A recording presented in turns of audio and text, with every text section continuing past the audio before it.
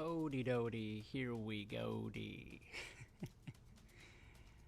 Checking the things. Online, and sending data. It's weird to hear the feedback. I'm just not going to be able to do that. But at least I know the audio is working. If you're there in the chat, give me a shout. Be good to see some folks. Just going to wait for people to join and then dive right in. Howdy, howdy, howdy. Getting it going. Hello from Winnipeg. Hello, Anthony. How you doing? Abigail, hello. Why did I end the last one? I was trying to wait out a construction truck that I thought would kind of diminish the overall experience, but they're there for the day. So I don't know why I'm looking over there. That's where your chat is. I'm referring to you in your chat form, not in your camera form. Greetings, Abigail. Oh boy, we're getting all queued up, getting it all ready to go. Always a learning curve. It's my second day of doing this. We're not doing so bad so far. Just letting some people gather. Hello, Moro. How you doing? It's good to see you. One of the original Homebodies before it was a film, when it was a podcast. It's still something. It's still a disaster. That's how we do it. Alrighty, alrighty. If you're just joining, this is the Homebodies, the 2.0 iteration of the Homebodies live. And we're making a little film in chronological order, improvised, just two people making it. And that's what we're here to do. Just take you through it on our virtual video village. The film is called The Homebodies. Struggling to make ends meet during a recession, a young couple turns to adult webcamming to pay the bills. But will these new online relationships cost them their own? Dun, dun, dun. It's not totally a comedy. It's not totally a drama. It's not totally a film yet. It's being improvised in real time each day. We wake up, we take a scene of what we think would come next, and we improvise and workshop it, kind of get a general script. And then from there, we storyboard and outline and figure out how we're going to shoot it with only two people and no crew and really no business doing any of this. And then we film each other. And sometimes we're both on camera, and often we're not. But I know that it is good to be able to share when creativity is happening. It is so hard. We're lucky to have one camera rolling, let alone then be documenting the process. And so this is a little glimpse into what we're doing every day. I'm going to try that. We're not filming every day.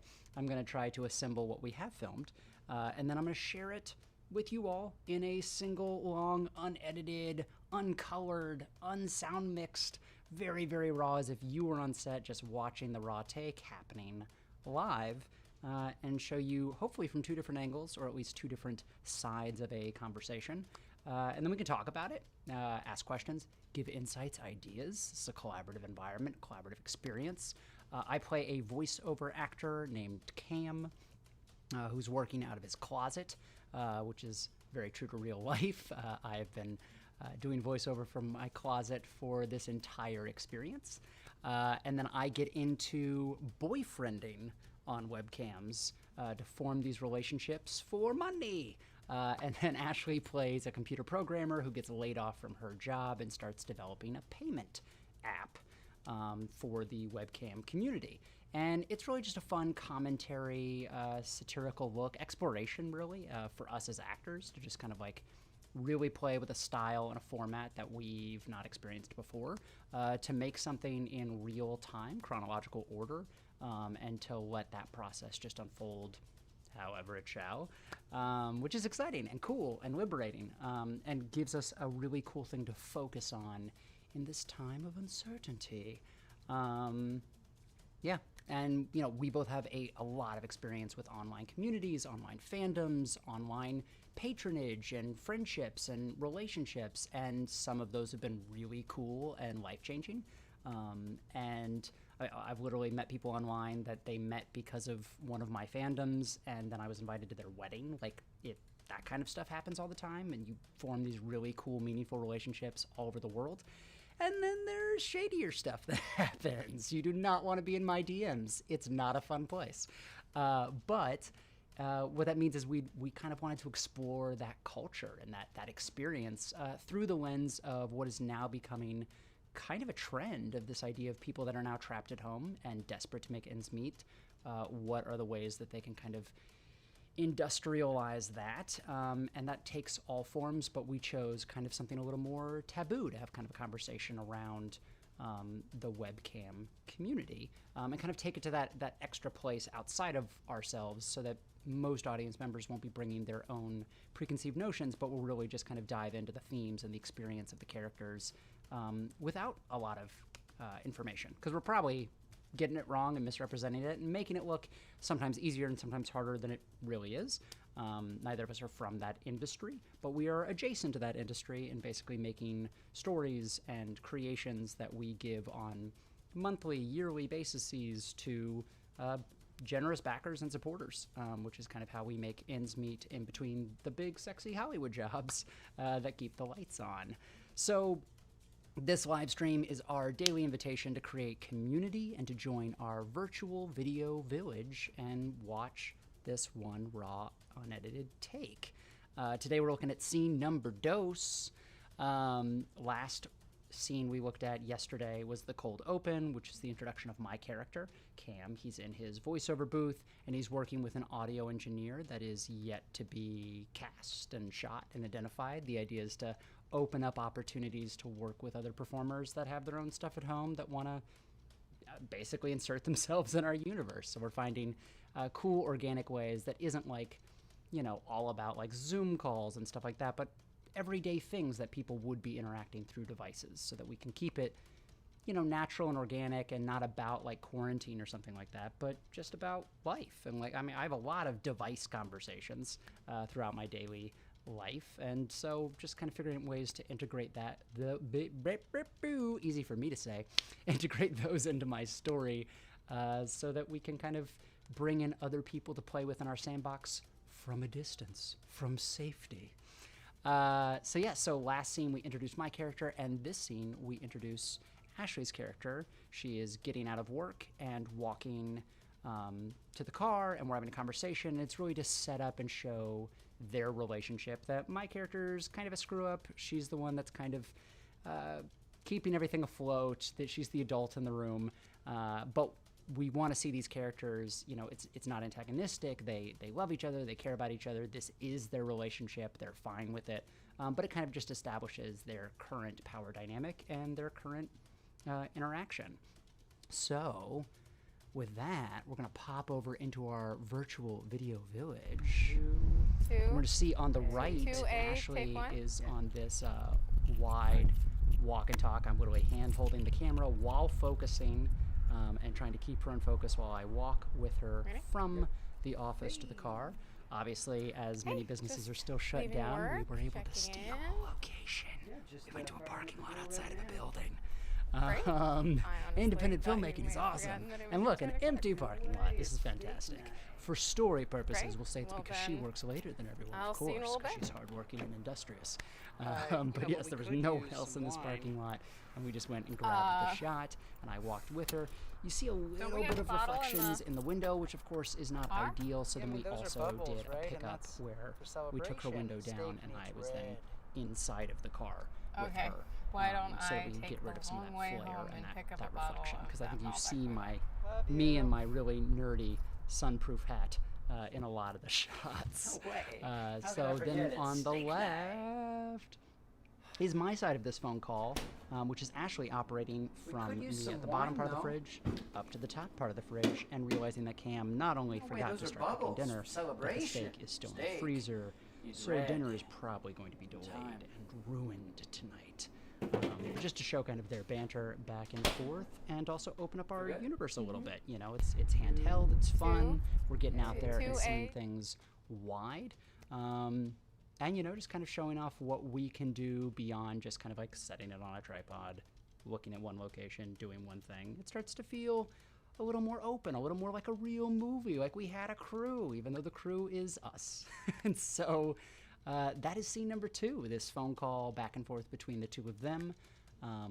What I'm doing is every day I'm editing the scene that then I will show the kind of one long raw take of. So there's a lot of other coverage and little moments around what I just showed, and we would of course intercut and make it interesting. But sometimes, you know, you can just live in that one shot if it's interesting enough and well lit, and kind of tells the story, and the acting is kind of just gets to be supported, and we get to sit with these characters, which is something I hope we earn later on. But for right now, it is just doing the thing. Ed asks, are you shooting with a big camera or an iPhone?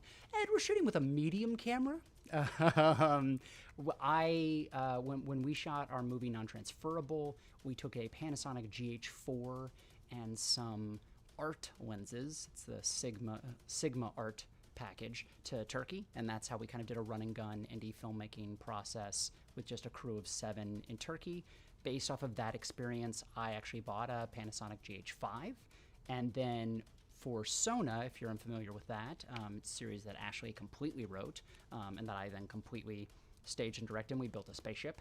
For that, we literally lens tested. We rented for several weeks. Every day we rented a different lens, because the lenses change everything. They take in different amounts of light, they take in different amounts of color, they change the shape and angle of your face. It's really cool when you look at the exact same kind of frame back to back to back with different lenses, how it changes you. And we'd first been looking at, there's a lot of great YouTube videos online of people who just do lens comparisons, and we learned a lot from that, but obviously what we really learned was how much it changes the individual's face. And we were like, okay, well, if we're gonna buy lenses, we need to buy lenses, because renting this stuff long term is very expensive. So that by the time you finish one project and then a second project and a third project, if you can start owning some of this stuff, it just kind of takes away the upfront budget. So during Sona, we lens tested a bunch of stuff, and then by the end of Sona, we'd settled on our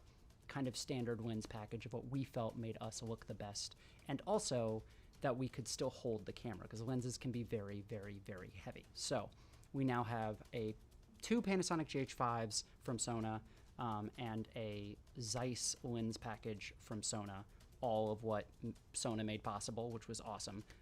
And that's what we shot Idiot Tale on, and that is what we are now shooting this on.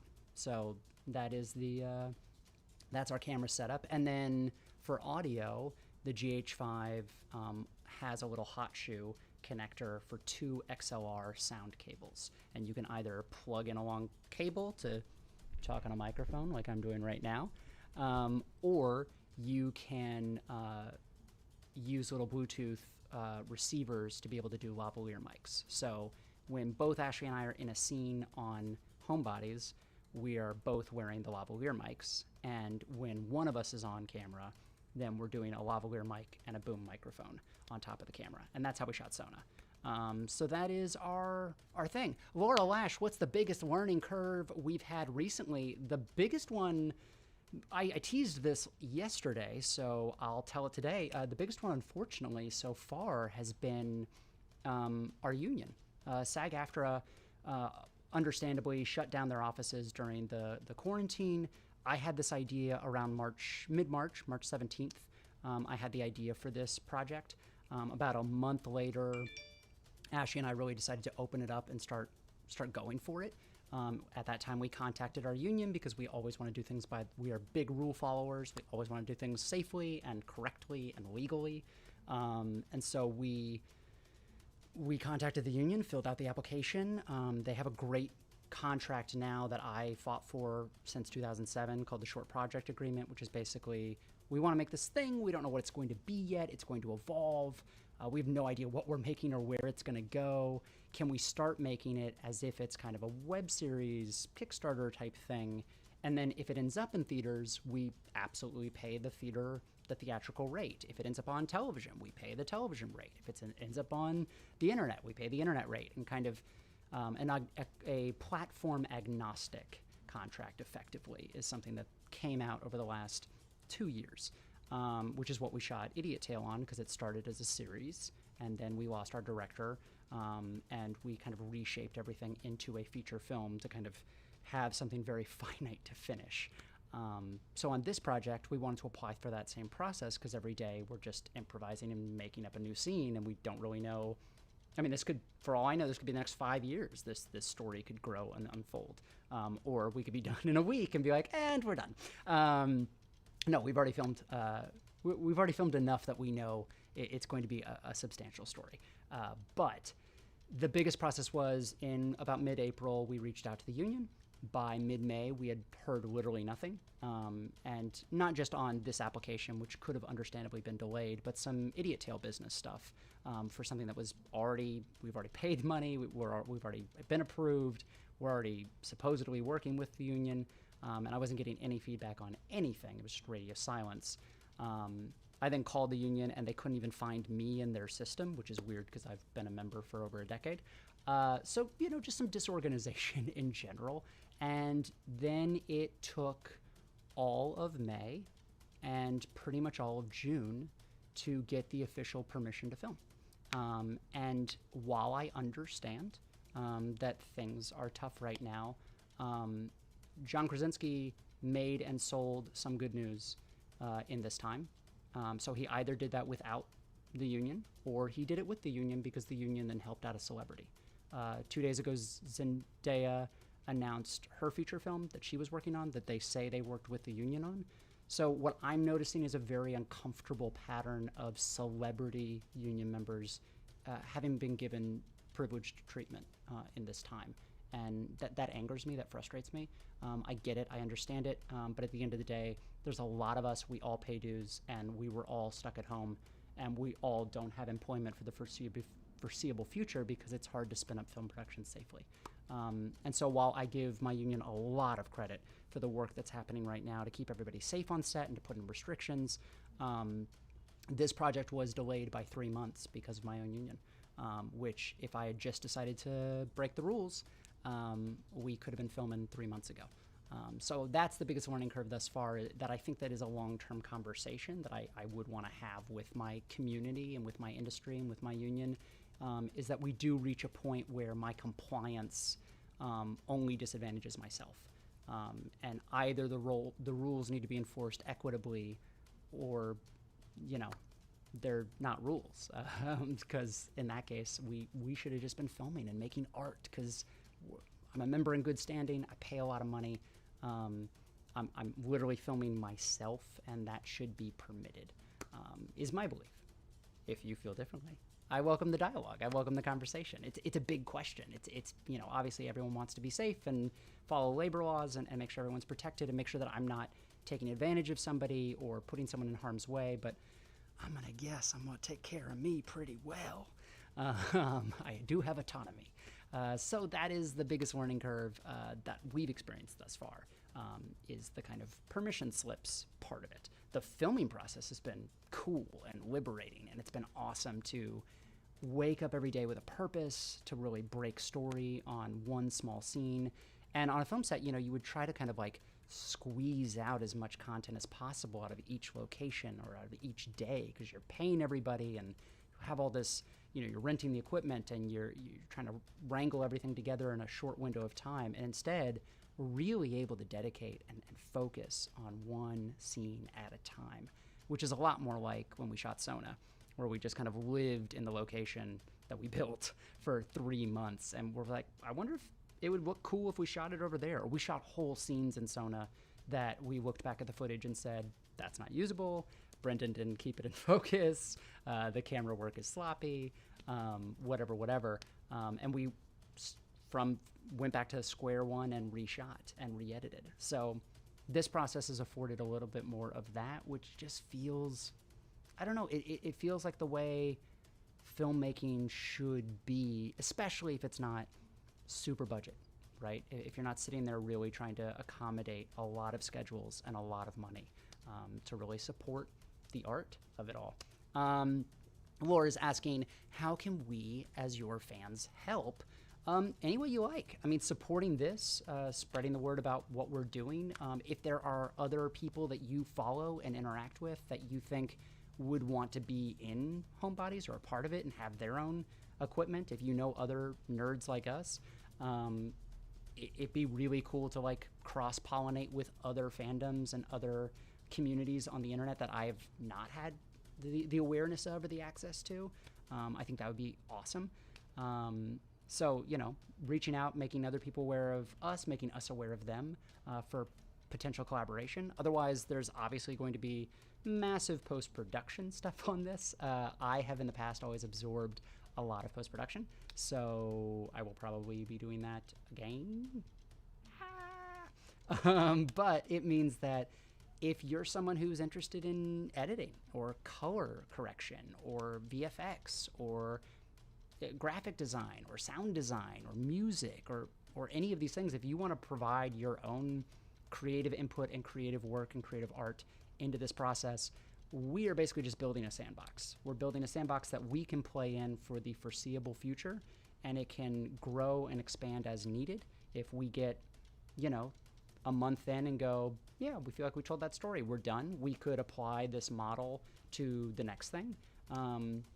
If we decide that, wow, this is really, there's a lot of layers and a lot of characters have now entered the universe and it's growing, this could be a thing that just continues. So we're trying to keep it as open and fluid and organic as possible. And any way that you want to be a part of that as either a spectator or a participant, I'm very open to that dialogue. There are things that we fundamentally won't be able to do with each other, because that's kind of the whole point of the remote workflow. But obviously any way that we can kind of check in and interact this way would be great. Hello, Joe. Your name is Joe. Great. Joe's here. With that, this has been scene 2 of the Homebodies. If you enjoyed this, please share it, like, subscribe, do all those funky things. You know the drill. And I will see you for scene 3 in our video village next time. Be safe, everybody.